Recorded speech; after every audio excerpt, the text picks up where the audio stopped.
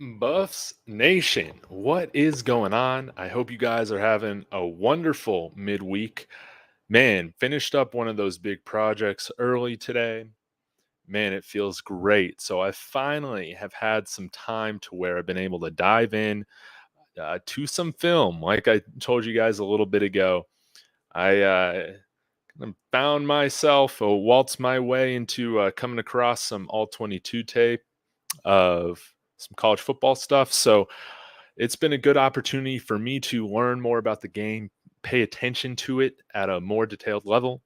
And I'm learning a little bit more about the X's and O's of football. So this is going to be my first amateur film review. I picked out 5 plays for us to take a look at, to dissect. And I'm really excited about this because with this channel, I'm trying to give you guys some content you can't get anywhere else, right? And there are plenty of people that you can go to for maybe better analysis and all of that. But what's really cool is when you come to my channel, David Talks Bus, we're just going to learn together, right? And yeah, it's just going to be a lot of fun. So, Nicholas Braxton, I appreciate you checking in. Y'all be sure to hit that like. Let me know who's checking in the comments, and we're going to see how this goes. So, I have picked out 5 plays for us to take a look at. We're going to look at these together. And I was talking a little bit about, what kind of offense should we take a look at and how they attacked TCU. Was thinking about Baylor, but what I was able to come across first was actually Texas Tech. And since, being a West Texas guy, I thought, you know what, this would be a, a good game to look at because, Texas Tech, Mike Leach, the father of the air raid system, they're still, obviously with Texas Tech air raid spread concepts. And we're going to see Sean Lewis and Shedeur Sanders and the rest of the Buffaloes offense kind of do similar things, take advantage of space, want to utilize speed, especially in the college game with the wide hash marks. You want to see that. So I got 5 plays. Let's just run through this and we'll see how it goes. So let me go ahead and share my screen. This is going to be the first time I do anything like this. So appreciate your patience. Okay, I should be sharing my screen. Holy moly. All right. So hopefully y'all can see this. This is actually the first play of the game. TCU, Texas Tech last year in Fort Worth. Let's get to it. So, and I might not use like all the correct terms. Again, I'm still learning, but I'm just showing you guys what I'm paying attention to, what I'm noticing. So, let's see. It's looking like we actually have a 12 personnel right here. As we have seen at Kent State, Sean Lewis loves to use tight ends. And that's kind of what we have right here with Texas Tech. Again, 12 personnel. That means you got 1 running back out there. You got 2 tight ends out there, 12 personnel. Correct me if I got the numbers jumbled up, but I believe that's how it is.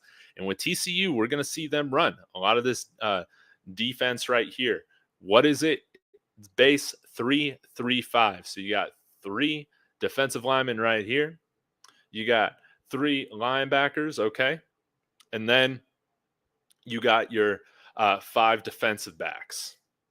There's 1 out of play, but yeah.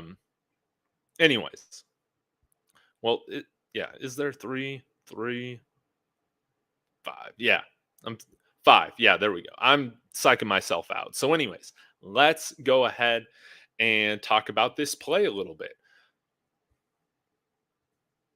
Well, I'll let it play through. So it's going to be kind of a zone read option here. So what quarterback is looking right now to see whether you should hand off, but again, you got coverage right here for that. And so what he's going to be reading is this defensive back right here. He's going to see how he's going because he's got a wide receiver up here up top that's going to cut over to the sideline. Then he's got this this crossing tight end that's coming out this direction, right? Going to be reading to see what this guy does. So he comes up, cover the shallow crossing tight end, and so that leaves open this wide receiver right here. You see how there's space. Now he has to hold on to it for a little bit, to still draw this defensive back down. Um, where I would hope that if Shedeur Sanders was running a play similar to this, is that he would identify, a split second before this freeze frame that, hey, this guy's going to be open. He's already launching that over towards the first down. But you see the quarterback here for Texas Tech kind of waits a little too long to where this cornerback kind of had his eyes on the quarterback uh, the whole time, sitting down there a little bit, and he's able to identify what's going on and almost gets the interception. He actually drops that. But again, getting back to this concept, you're going to see some of this different zone reads, misdirection, stuff like that, just trying to see where the open matchup is, right? So here's another angle of this.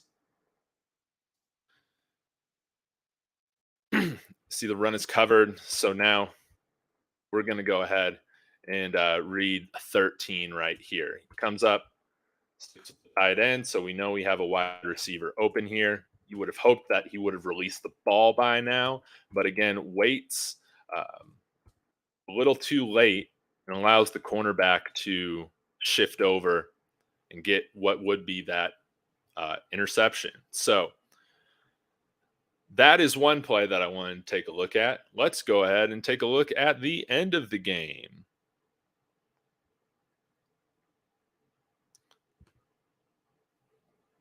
Okay. All right. So you got 11 personnel right here, one running back, one tight end, three wide receivers.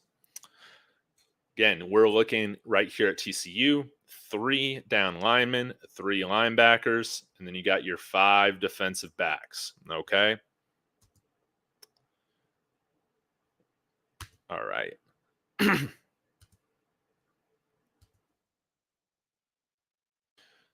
Okay. Now, this is a really fun play. Why I picked out this play was because it shows a running play that utilizes pulling from the tackle position, right? This isn't something we see in all of offenses. This is pretty unique and pretty fun. And it's going to show you why, like, having a running back, for instance, like Dylan Edwards, could be really exciting in this offense. Okay. So with this specific play, we see the quarterback kind of has what's happening here. It's going to read this option. This guy stays home. And so then he has the ability to hand off to the running back with this pulling tackle, which really creates a big open lane for this running back to go ahead and run and get this first down. But because this guy stays home, they know they'll have the numbers over here, and that's when things get really exciting. I mean, check this out. This guy stays home. Quarterback hands off to the running back. Pull tackle already out there to set the edge. I mean, look at that. Imagine Tank or Sy'veon Washington, coming across, setting that edge. And I mean, a guy like Dylan Edwards, whoop, boop, can take that to the house, right? He just needs a little bit of space, but very solid play here. Again, I want to go back here just quickly again to show you guys the setup here. You got these three down linemen. This left guard is going to take on this defensive end here. That's going to allow the left tackle here, to pull, really set the edge. So again, even with this safety coming down in the box, not too worried, because if everybody is able to get to their man, we're gonna have the numbers and the advantage because of playing outside, pulling outside, playing towards the sideline. I mean, this guy can't get over there quick enough, right? I mean, this guy's already up in the second level. So then yeah, you got a left tackle taking on a defensive back. Easy, easy. So I think you'll see a lot of the use of motion pulling within this Sean Lewis offense, some that we've talked about, but I haven't had the chance to show you guys on film, what that actually looks like. So here's another angle. Look, offensive line just takes on those those three defensive linemen easily. Safety kind of commits too much to what's looking like an inside run, overcommits. Left tackle's able to get out there, and boom. I mean, big play right here. This kind of looks like a thumper type of running back. So imagine, yeah, if you got a guy like Alt McCaskill out there, or Dylan Edwards, or Hankerson, Anthony Hankerson, right? Really cool stuff. Okay, so that's our second play. Now let's go to our third play. I thought this was a pretty cool play if I remember the order correctly that I had this on. Yeah. Okay, so we know that Sean Lewis likes to utilize screens a lot. For like maybe the couple hours worth of Kent State offense that I've watched, like over the past 6 months, I have not seen this specific like diamond, you know, formation to the left. But again, some of these concepts you can see like why they could be successful against a 3-3-5 defense that TCU runs. So again, we're running empty here. Got your three down linemen. You got the linebackers right here, which one looks like he's rushing. And then what's really interesting is you have here you got a linebacker, you got a safety over here, kind of staying home. Got this linebacker, and then these three defensive backs taking on a group of four right here. Right, look at the numbers. Okay, so we want to see kind of where we can take advantage of space, utilize our speed, especially with four wide receivers against three defensive backs and a linebacker. Let's see what we're going to do here. So, what's going to happen here is these guys are going to go out wide and they're kind of going to turn into blockers. We have this guy right here that's kind of running around like this, or he's going to first start with like a fake block for the screen for 14, and then he's kind of going to flare out. So let's keep going on. Quarterback fakes the screenplay here, and he wants to see, what this defensive back is going to do. Or, yeah, like this guy, is he going to stay back? Or is he going to pursue that? If so, let's see what this guy does right here. This defensive back. Does he come back in coverage right here? Or does he stick with this wide receiver that he's on right there? If that's the case, if this guy stays on this wide receiver right here, this guy peeling out because of the overcommitment by the cornerback here, he's going to have a nice window here to throw for the touchdown because this safety has to come all the way from over the middle of the field to cover this route. So you'll see it unfold right here. That's exactly what happens. This defensive back sticks with this wide receiver, which means this guy has to come over. Or I guess he sticks with this wide receiver. My bad. So he has to come back to the ball. Okay. And again, this is where speed really pays off because it doesn't get downfield quick enough. I think the quarterback could have done a much better job of leading him towards the end zone. And that defensive back's actually able to come off that initial wide receiver in order to get this pass break up. But again, if you got somebody with more speed, like Jimmy Horn or Tavares Dawson, right? Like any of these guys, man, they're given that space. Shedeur's going to be able to complete this for a touchdown. So let's take another look at this. Fakes that screen. What's going on? Oh, okay. It's open lane right here. Was thrown a little too late. Wide receiver didn't get enough space from this defensive back coming off, and it's broken up. But you see, kind of like, playing, taking advantage of the numbers game. How CU, if they got a little bit more speed, could really take advantage of a lot of these coverages, especially again when you identify that you have three defensive backs against four wide receivers. Or what's really cool is that what you could do is you could put Dylan Edwards on the field, right? See what kind of look they're giving you initially for a run, then peel off, have him over here. And yeah, I mean, that could really give the defense some fits. But again, he reads who's going to be open. He reads this guy right here. He's sticking with here. All right, I need to hit the end zone. But again, he should identify it right now and just, you know, throwing it deeper into the end zone. Hopefully that guy can get down there on CU's side a little bit quicker. So, all right, let's go to 423. That was the fourth play that I had on here. Okay, we got a 3rd and 13. This is a pretty interesting play. Again, another utilization of how we can use space and speed against the defense. So let's take a look here. Again, that 3-3-5. You're going to see this all throughout Saturday. 3 defensive linemen. Got your 3 linebackers. And then you got your 5 DBs. I guess this could be a 6 DB. Maybe it's a 3-2-6 look, actually.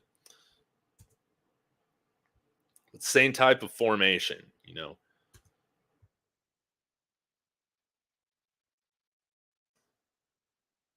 Okay. So this one, if you didn't notice, all 3 of the linebackers, so to speak, they all blitz. So you got 5 guys blocking up front, but 6 pass rushers. So likely, because of the space back here with the defensive backs, there's going to be some guys open if the quarterback can get enough time, right? So, and again, you got to think about this. If this is 3rd and 3, this is different. You're taking a look at the wide receiver right here, slot receiver, seeing, okay, what does this linebacker do?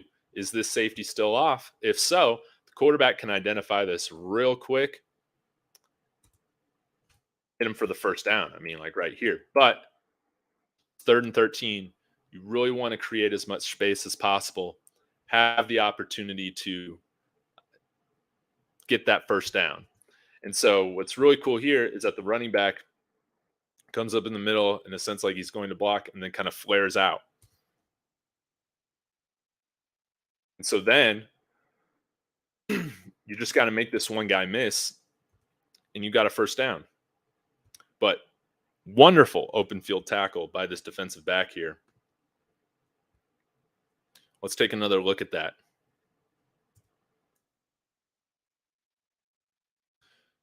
3, 3, 5. In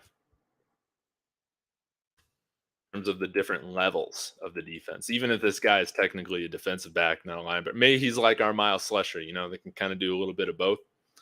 But this wide receiver right here does a great job of kind of sealing the edge for this. He knows what his responsibility is. It's to block in case of the dump off.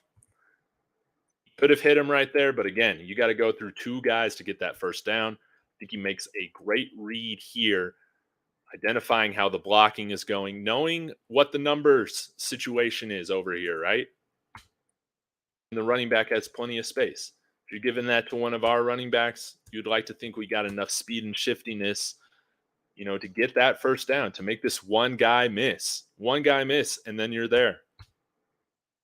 Makes a nice move, but again, that's just pro level tackling right there. Let's take another look from this angle.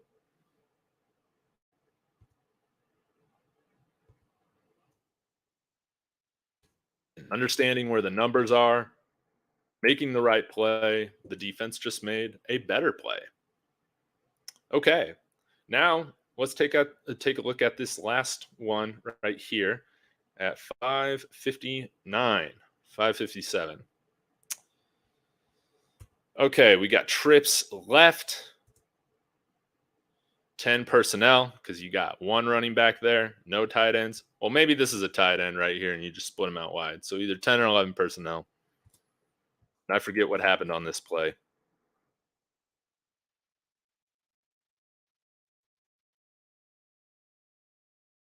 Oh, yeah. Big time touchdown play right here. Again, this is something that I could see our team doing. This is why I grabbed this because I'm like, man, we could make a big play like this going up against TCU this Saturday. So let's take again a look at this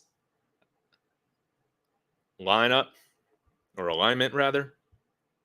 Got left trips, got the 3-3-5. Those are the three levels of the defense. Okay. And again, you'll see what happens right here. We got kind of like a little crosser situation. And what we're trying to read is if, you know, what,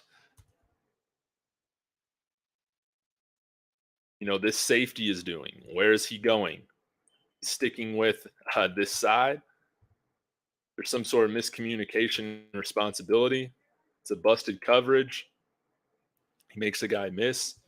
There we go.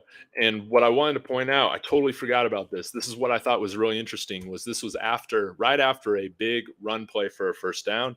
They hurry up, get lined up, and snap the ball before the defense is ready. So you can see these guys are like, all right, what coverage are we playing? Okay. This guy knows, or the quarterback knows that he's going to have a crosser come up here. So he wants to read that. Because he knows that if this safety doesn't drop back, or like a cover one or whatever, that he's going to have a wide open lane to throw over this linebacker, and that's exactly what happens. He sees, okay, these guys are sitting down. This safety now is out of position, and he makes a perfect throw, and then the wide receiver does the rest of the work.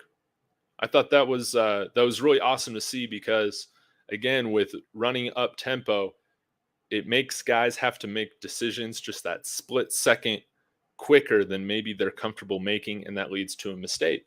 And that's what we saw here with this play. Again, looks like they're trying to understand, all right, what's going on? Quarterback, the offense knows what's going on, reads this safety right here. Is he dropping back or staying home right here? He does that. Got a guy with good enough speed to get downfield, crafty move. But I mean, can't you see somebody like Travis Hunter or Xavier Weaver, Javon Antonio doing something like that in open space, right? So thank you for joining me in my first ever film review. I hope you guys thought this was really cool. And sorry, didn't realize this was on my face. But hey, this was so much fun. Oh my gosh. QB spotlights in here. I have I owe you a lot of credit, guys. Go check out QB Spotlight. He's how I've been learning a lot about this. And I mean, I've just been having fun with this. So please go check him out. I have a lot to I have a lot more to learn, but again, we're here to learn together. And I just wanted to show some instances that I thought were really interesting for how CU might be able to attack this by, looking at some other teams and how they've done it too. So I'll try and do better moving forward of naming the X positions or the Z or the Y and all that. But I wanted to explain today what 11 personnel is, and then start identifying, the different umbrellas of the defense, the different levels, that 3-3-5. That's what we're going to see a lot from TCU. So I appreciate you guys so much. Let me go ahead and get into the comments, see what you guys think about all this.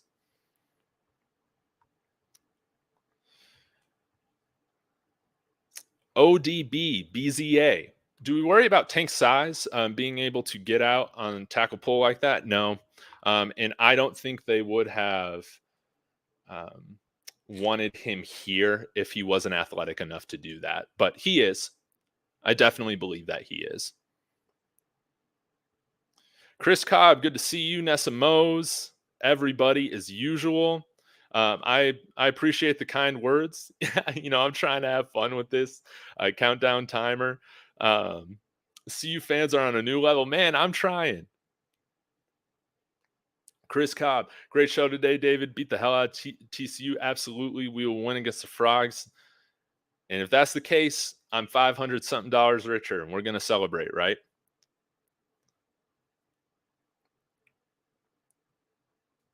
Yeah, on that third play that I showed. Yeah, you were totally right, ODB. That was a terrible pass in clip 3, like you said, that should have been to the back corner. Yeah, I don't know what was going on, but again, with Shedeur, you're hoping that he can make the reads just a split second quicker than what we saw with this Texas Tech film. And our wide receivers, obviously can be a little bit faster. And so that's going to create more space. They're going to have better passes, coming from Shedeur, and we're going to put up more points, right? We are definitely 24 hours away from college football. Yes, absolutely. Clip number 4. What do you have to say? TCU wouldn't blitz like that on a 3rd and 3. That's a great point. Unless they're being overly aggressive for some odd reason. They want Texas Tech to take the underneath route as they can coverage on the wide receivers far before that first down. Absolutely. And yeah, they made a wonderful play there, and they could kind of set up that coverage to where say what? Oh, cool. Got dinner here. Heck yeah. So I'll finish this up here in just a minute, but I got to eat. I haven't eaten since noon. I am starving. Nicholas Braxton.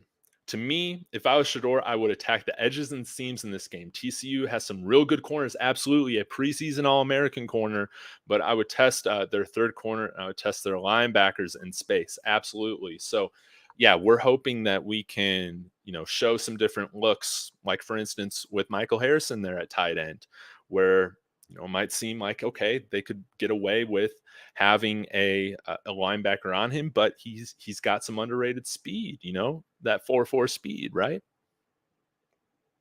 So I appreciate again QB Spotlight. I appreciate you. Y'all go sub to him. TCU needs to run the ball over Colorado. Yes, you're absolutely right about that. They got big size up front. We are a little undersized in the front seven, specifically, the interior defensive line. But again, hopefully our corners can do their jobs and lock down those big wide receivers they got. And that would allow us to dedicate more bodies to stopping the run. Diggity. Nice review, David. I appreciate that. Again, still trying to work a lot on these presentation skills with this, and I'm going to improve as the year goes on. Yeah. I'm here for all the keyboard coaches. Man, I love it, man. Yeah.